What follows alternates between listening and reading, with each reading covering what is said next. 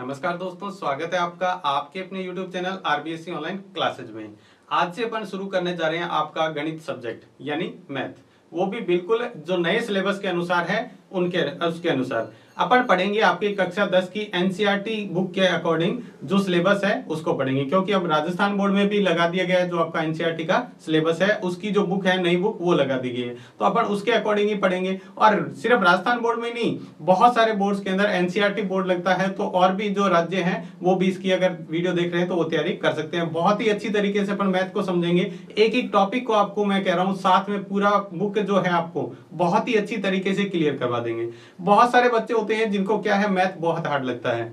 Math जो है उसका मुश्किल लगने का कारण क्या है, जो अपन मैथ पढ़ते हैं यानी जो गणित पढ़ते हैं उसके मुश्किल का एक कारण ये है कि अपना जो बेसिक है वो अच्छी तरह से क्लियर नहीं होता है। अगर आप उसका बेसिक क्लियर कर लेते हो किसी भी टॉपिक का तो वो बहुत ही अच्छी तरीके से आपको समझ में आने लग जाता है। सिर्फ मैथ में नहीं, बाकी सब्जेक्ट में भी आप ये फॉर्मूला अगर अपनाएंगे तो बहुत ही अच्छी तरीके से कर पाएंगे। तो अपना जो टारगेट रहेगा वो मैथ सीखने के लिए सबसे पहले एक्सरसाइज से पहले अपन उसका क्या सीखेंगे, बेसिक। अगर आपकी मैथ बहुत ज्यादा कमजोर है और या फिर आपका मैथ आपको बहुत अच्छे लेवल तक लेके जाना है तो अपन उसी से शुरुआत करेंगे, यानी बिल्कुल बेसिक लेवल से लेके आपको इस तरह तक सिखा दिया जाएगा मैथ को, ताकि आप अगर अभी आपका टारगेट मतलब मैथ बहुत कमजोर है तो भी आप टारगेट जब तक अपन सारा सिलेबस कवर करेंगे तब तक आप टारगेट 100 भी अचीव कर सकते हैं। कोई बहुत बड़ा मुश्किल नहीं है। तो देखते हैं इसको समझने के लिए अपन क्या करेंगे। तो हर टॉपिक को स्टार्ट करने से पहले अपन उसका क्या समझेंगे, बेसिक। अगर बेसिक अपने को अच्छे से समझ में आ गया तो अपन उसकी एक्सरसाइज है वो भी अच्छे से समझ में आ जाएगी, और एक्सरसाइज अपने को अच्छे से समझ में आ गई तो फिर अपने बोर्ड में आने वाले जो पेपर में आने वाले एग्जाम में जो पर्सन आने वाले हैं उसको भी अपन आसानी से सॉल्व कर पाएंगे। तो देखते हैं इसके अंदर जो अपने सीखेंगे मैथ के अंदर सबसे पहले जो पर्सनालिटी है पहली पर्सनालिटी, उसके अंदर बेसिक के अंदर देखते हैं अपन क्या सीखना है अपने को। बेसिक के अंदर जो अपने सीखेंगे पहले संख्याओं के बारे में। किसके बारे में, अपन जानेंगे संख्याओं के बारे में। तो संख्याओं के बारे में पहले जान लेते हैं कौन कौन सी संख्या किस तरह से अपने को बताती है, कौन सी संख्या क्या होती है। तो सबसे पहले अपन बात करेंगे वो है प्राकृत संख्या। प्राकृत संख्या किसे कहते हैं, जिसको इंग्लिश में बोलते हैं नेचुरल नंबर। और आपको पता होगा अपन जो सिलेबस है वो बाई लैंग्वेज लेके चल रहे हैं, यानी हिंदी के साथ साथ इंग्लिश की भी टर्म आपकी यूज की जाएगी ताकि इंग्लिश मीडियम भी इसको आसानी से समझ पाए। तो नेचुरल नंबर या फिर प्राकृत संख्या किसे कहते हैं, प्रकृति में जो सबसे पहले संख्याएं आई थी, जो अंक आए थे, उनको कहा जाता है प्राकृत संख्याएं। उदाहरण के तौर पे अपन संख्या लिख सकते हैं जैसे 1 2 3 4, और ये लेके कहां से कहां तक, ये अनंत तक। ये किसका चिन्ह है, अनंत का, यानी जो कहां तक चली, अनंत तक। कहां से शुरू हुई, 1 2 3 4 से शुरू होके कहां तक चलती है, जो अनंत तक जो संख्या चलती है उसको अपन क्या कहते हैं, प्राकृत संख्या, जो प्रकृति में सबसे पहले आई थी। उसके बाद दूसरा जो नंबर है वो है पूर्ण संख्या, जिसको अपन होल नंबर कहते हैं। पूर्ण संख्या कौन सी होती है, यानी अभी भी अपने क्या है, एक चीज की कमी है इसके अंदर। जो कौन सी कमी है कि संख्या है जो जीरो नहीं है इसके अंदर। अगर प्राकृत संख्या के अंदर जीरो मिला देते हैं, बाकी सारे अंक वही हैं, जीरो से शुरू करते हुए 0 1 2 3 ये शुरू करते हुए कहां तक, अगर ये भी अनंत तक जाए, यानी सिर्फ अगर प्राकृत संख्या में जीरो मिला दिया जाए तो वो पूर्ण संख्या बन जाती है। यानी पहले जीरो नहीं था, भारत ने आपको पता है जीरो की खोज की, तो उसके बाद में जब संख्या में जीरो मिला दिया गया तो वो कौन सी संख्या बन गई, पूर्ण संख्या, यानी संख्या पूरी होगी। ठीक है, अब पूर्ण संख्या के बाद में आती है पूर्णांक संख्या, इंटीजर नंबर। इंटीजर नंबर क्या होता है, अब देखो अंक तो अपने पास पूरे हो गए, लेकिन कुछ एक अपने को संख्या अभी भी कमी है। कौन सी, माइनस के अंदर संख्या नहीं है अपने पास। किसमें नहीं है, माइनस में। तो अपन जैसे संख्या लिखा -2 -1 0 1 2, इस तरह से माइनस और प्लस में जो अनंत तक संख्या होती है, माइनस में भी अनंत तक और प्लस में भी जो अनंत तक संख्या होती है वो संख्या कहलाती है पूर्णांक संख्या। क्या कहलाती है, पूर्णांक संख्या। देखो सबसे पहले प्रकृति में कौन सी आई थी, प्राकृत संख्या। प्राकृत संख्या से क्या बनी, पूर्ण संख्या। पूर्ण संख्या से क्या बनी, पूर्णांक संख्या। ठीक है, तो जैसा कि अपन उदाहरण के तौर पे मैंने लिखा, यहां पर एक संख्या लिख देते हैं 3। 3 कौन सी संख्या है, क्या ये प्राकृत संख्या है, क्या ये पूर्ण संख्या है, क्या ये पूर्णांक संख्या है। तो 3 जो संख्या है वो प्राकृत संख्या भी है और ये पूर्णांक संख्या भी है, और सॉरी पूर्ण संख्या भी है और पूर्णांक संख्या भी है। क्योंकि 3 देखो प्राकृत संख्या में यहां भी आ रहा है 3, ये रहा, ठीक है, यहां भी आ रहा है और इसके अंदर भी क्या आएगा, 3 आएगा। तो जो संख्या अपने को सीधे सीधे अंक दिए हैं, अगर 0 लिखा होता तो अपन क्या कहते हैं, 0 लिख दिया जाए। तो 0 देखो इसके अंदर नहीं आ रहा, तो 0 प्राकृत संख्या नहीं है, जबकि पूर्ण संख्या भी है और पूर्णांक संख्या भी है। अगर कोई अंक माइनस के अंदर लिखा हुआ है, माइनस के अंदर लिखा हुआ है, इसका मतलब वो क्या है, केवल पूर्णांक संख्या है, केवल क्या है, पूर्णांक संख्या है। इसके बाद आगे अपन आगे बढ़ते हैं, ये बहुत इंपॉर्टेंट है अपने के लिए। कौन सा है, परिमेय संख्या। क्या है, परिमेय संख्या। किसे कहते हैं परिमेय संख्या, तो जिस संख्या को अपन P/Q के रूप में व्यक्त कर सकते हैं, किसके रूप में, P/Q के रूप में व्यक्त कर सके, वो संख्या कहलाती है कौन सी संख्या, परिमेय संख्या। और यहां पर एक शर्त याद रखनी है, Q की जगह 0 नहीं होना चाहिए। क्या नहीं होना चाहिए, Q की जगह 0 नहीं होना चाहिए, यानी बट्टे में 0 नहीं आना चाहिए। जिस भी संख्या को अपन बट्टे के रूप में लिख सकते हैं वो होती है परिमेय संख्या। उदाहरण के तौर पे अपन लिख सकते हैं यहाँ पे, जैसे मैंने लिखा, संख्या लिख दी 1, क्या ये परिमेय संख्या है, बिल्कुल है। जैसे आपने लिखा माइनस या 2/3, ये भी पूर्ण संख्या क्योंकि इसको P/Q के रूप में। अगर लिखा -7, तो ये क्या परिमेय संख्या है, बिल्कुल है। कैसे, क्योंकि इसके बट्टे में अपन 1 तो लगा ही सकते हैं। किसी भी संख्या के हमेशा गुणा और भाग में क्या होता है, 1 होता है, ठीक है। अगर मैंने लिखा 0, तो ये क्या परिमेय संख्या है या नहीं है, 0 भी परिमेय संख्या है, क्योंकि ऊपर 0 है तो इसके बट्टे में 1 हो सकता है। ऊपर 0 आ सकता है लेकिन बट्टे में 0 नहीं आना चाहिए, बट्टे में 0 नहीं आना चाहिए। अगर जैसे मैंने लिखा 3/0, तो ये क्या परिमेय संख्या है, क्या नहीं है। क्यों नहीं है, क्योंकि आपने बात की थी कि इसके भाग में यानी बटे में 0 नहीं आना चाहिए, ये शर्त ही हमने ये लिखी थी। तो ये क्या नहीं है, परिमेय संख्या नहीं है। इसके बाद में आते हैं अपरिमेय संख्या। तो अपरिमेय संख्या क्या हो जाएगी, जिसको P/Q के रूप में व्यक्त नहीं कर सकते, P/Q के रूप में व्यक्त नहीं कर सकते। जिसको P/Q के रूप में व्यक्त नहीं कर सकते हैं, वो संख्या कौन सी कहलाती है, अपरिमेय संख्या कहलाती है। तो अपरिमेय संख्या कौन सी हो जाएगी, जैसे मैंने लिखा यहाँ पे उदाहरण के तौर पे आपको समझाने के लिए, जैसे मैंने लिखा √2। अंडर रूट में कोई भी संख्या ऐसी जिसका पूरा वर्गमूल नहीं निकले। अगर रूट के अंदर कोई भी संख्या लिखी हुई है जिसका पूरा वर्गमूल नहीं निकलता है, तो वो कौन सी संख्या कहलाती है, अपरिमेय संख्या कहलाती है। जैसे पाई का मान है, पाई का मान वैसे तो अपन उदाहरण के तौर पे अपन लगभग 22/7 लेते हैं, वो लगभग मान होता है, एग्जैक्ट मान नहीं है। तो पाई का जो मान है वो भी क्या है, एक अपरिमेय संख्या है। क्या है, अपरिमेय संख्या है। इसके बाद में आती है अभाज्य संख्या। ये भी बहुत महत्वपूर्ण है, इसको भी बहुत ही अच्छी तरीके से समझना है। अभाज्य संख्या या जिसको क्या कहते हैं, प्राइम नंबर। प्राइम नंबर किसे कहते हैं, अभाज्य संख्या, यानी ऐसी संख्या जो किसी भी दूसरी संख्या से डिवाइड नहीं होती है, किसी भी दूसरी संख्या से विभाजित नहीं होती है, केवल समय से होती है या फिर 1 से होती है।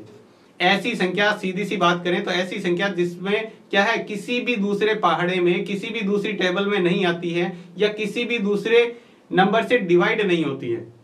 ठीक है, या तो 1 से होगी या फिर खुद से ही होगी, इसके अलावा कोई भी नहीं है। जैसे उदाहरण के तौर पे अपन ले सकते हैं 2 हो गया, 3 हो गया, 5 हो गया, 7, 11, 13, 17, 19, 23, 29, 31, 37, 41, 43, 47, ये सारी क्या हैं, 50 तक की अपरिमेय संख्याएं हैं, सॉरी अभाज्य संख्याएं हैं। अभाज्य संख्या जिसमें किसी भी दूसरी संख्या का भाग नहीं जाता है। जैसे 2 में बताओ किसका भाग जाता है, 1 का नहीं देना है और खुद का नहीं देना है, ना तो 1 से डिवाइड करना है और ना खुद से डिवाइड करना है। इसके अलावा कोई संख्या से डिवाइड हो रही है क्या, एक भी संख्या ऐसी कोई डिवाइड नहीं हो रही है। तो इन संख्याओं को अपन क्या कहते हैं, अभाज्य संख्या या प्राइम नंबर। आपको अच्छी तरह समझ में आ गया होगा प्राइम नंबर किसे कहते हैं। 50 तक आप चाहें तो लिख भी सकते हैं, इसको याद भी कर सकते हैं, आगे भी इसी तरह ये चलती रहेगी। तो वे संख्याएं जिन्हें क्या कह सकते हैं, अगर इसके गुणनखंड निकालें तो वे संख्याएं जिनके केवल 2 ही गुणनखंड होते हैं, एक तो 1 हो गया और एक समय होगी यानी खुद होगी। तो उन संख्याओं को कहते हैं प्राइम नंबर। उसके बाद आती है भाज्य संख्या, जिसको कंपोजिट नंबर कहते हैं, यानी अभाज्य संख्या जिसमें किसी का भाग नहीं जाए। तो भाज्य संख्या कौन सी होती है? जिसमें भाग जाए। तो जैसे सबसे पहले भाज्य संख्या आती है 4, उसके बाद आ गया 6, 8, 9। तो ये क्या है? ये भाज्य संख्याएं हैं। ये खुद के अलावा भी दूसरी संख्या से डिवाइड हो जाती है, विभाजित हो जाती है। जैसे 4 है तो 4 में अपन 2 से डिवाइड कर सकते हैं, 2 से भाग कर सकते हैं। 6 लिखा, 6 को 2 से डिवाइड कर सकते हैं, 3 से डिवाइड कर सकते हैं। तो ये क्या कहलाती है? ये कहलाती है भाज्य संख्या, या जिसको कहते हैं कंपोजिट नंबर। तो ये आपको समझ में आ गया कंपोजिट नंबर क्या होता है। अब देखो, मैंने एक नहीं लिखा इसके अंदर, ना तो 1 इसके अंदर लिखा है, ना ही 1 इसके अंदर लिखा है। तो क्या 1 परिमेय संख्या है या अपरिमेय संख्या है? ना तो ये परिमेय संख्या है, क्या नहीं है? परिमेय संख्या भी नहीं है।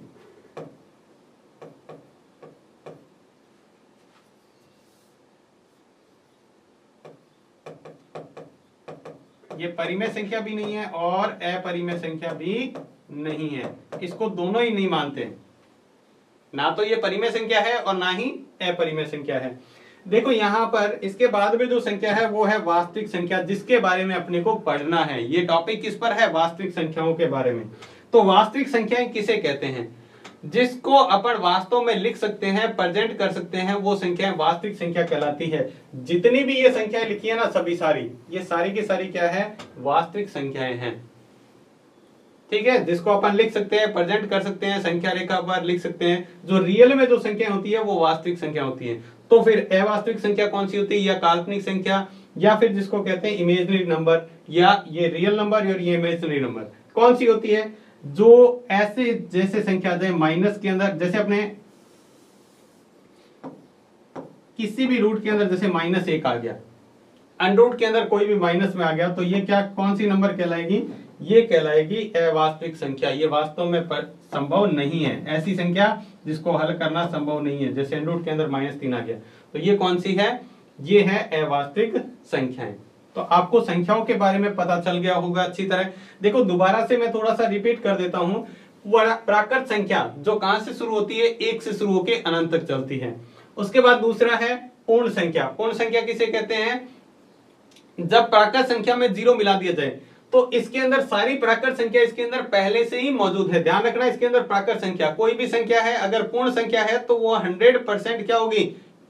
मतलब कोई प्राकृत संख्या है तो वो पूर्ण संख्या तो 100% होगी। लेकिन कोई जरूरी नहीं है कि अगर कोई पूर्ण संख्या तो प्राकृत संख्या हो। जैसे 0, अगर 0 को मैंने लिख दिया तो क्या ये प्राकृत संख्या है? क्या प्राकृत संख्या नहीं है ये, लेकिन पूर्ण संख्या है। तो ध्यान रखना, सारी की सारी प्राकृत संख्याओं में पूर्ण संख्या होती है। इसके बाद पूर्णांक संख्या। तो पूर्णांक संख्याओं में कौन सी? पूर्ण संख्या भी होती है और प्राकृत संख्या भी होती है। इसके अंदर प्राकृत संख्या भी पहले से है और पूर्ण संख्या भी पहले से है। और इसकी एडवांस मतलब खासियत क्या है कि ये माइनस में भी होती है और प्लस में भी होती है अनंत तक। तीसरा है परिमेय संख्या। तो परिमेय संख्या के अंदर ध्यान रखना, ये तीनों ही आ जाती है। परिमेय संख्या के अंदर प्राकृत संख्या भी है, पूर्ण संख्या भी है इसके अंदर, और तीसरी कौन सी है? पूर्णांक संख्या। ये सारी संख्या इसके अंदर पहले से ही मौजूद है। सारी की सारी प्राकृत संख्याएं परिमेय संख्या होती है, सारी की सारी पूर्ण संख्याएं परिमेय संख्या होती है, और सारी की सारी पूर्णांक संख्याएं भी परिमेय संख्या होती है। ठीक है, और इसकी परिभाषा क्या होती है परिमेय संख्या की? वे संख्याएं जिन्हें P/Q के रूप में व्यक्त कर सकते हैं, लेकिन Q बराबर 0 नहीं होना चाहिए। आप बराबर का साइन लगा के इसको काट देते हैं, इसका मतलब ये इसके बराबर 0 नहीं होना चाहिए। ठीक है, इसके बाद अपरिमेय संख्या जिसको P/Q के रूप में व्यक्त नहीं कर सकते, जैसे एंड्रूट के अंदर कोई ऐसी संख्या जिसका पूरा पूरा वर्गमूल नहीं निकल रहा है। इसके बाद अपन बात करते हैं अभाज्य संख्या। तो अभाज्य संख्या कौन सी होती है? अभाज्य, नाम से पता चल रहा है, एक का मतलब नहीं, भाज्य का मतलब भाग, यानी किसी दूसरी संख्या का भाग नहीं जाए उसके अंदर, या तो खुद का जाएगा या फिर एक का जाएगा। जैसे मैंने लिखा 2, 3, 5, 7, 11। आप इसमें से कोई भी संख्या ऐसी बता सकते हैं जो किसी दूसरे पाड़े में आए? नहीं है, किसी भी दूसरे पाड़े में, किसी भी दूसरी टेबल में ये नंबर नहीं आएंगे। तो इन संख्याओं को कहते हैं अभाज्य संख्या। वही बात करें प्राइम नंबर कहलाते हैं। उसके बाद है दूसरा जो है वो है भाज्य संख्या। भाज्य संख्या यानी कंपोजिट नंबर किसे कहते हैं?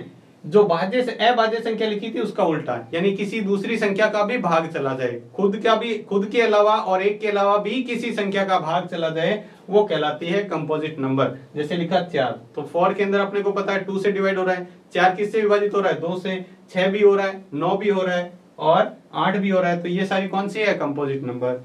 इसके बाद अपन बात करें वास्तविक संख्या, तो वास्तविक संख्या ये सारी की सारी वास्तविक संख्या है। 0 लिख दिया, 3 लिख दिया, -1/2 लिख दिया, √2 लिख दिया, 7/0 लिख दिया, या फिर अपन जैसे भी जो भी संख्या लिख सकते हैं, -3/2 लिख दिया।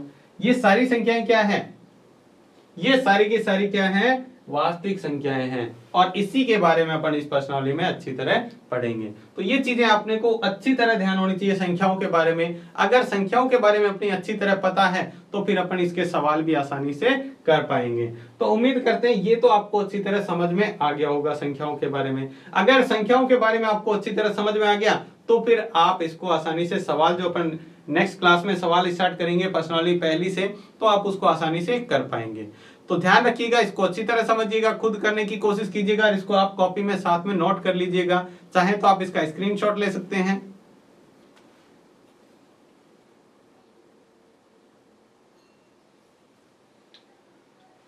तो ये थी कुछ संख्याओं के बारे में बेसिक जानकारी।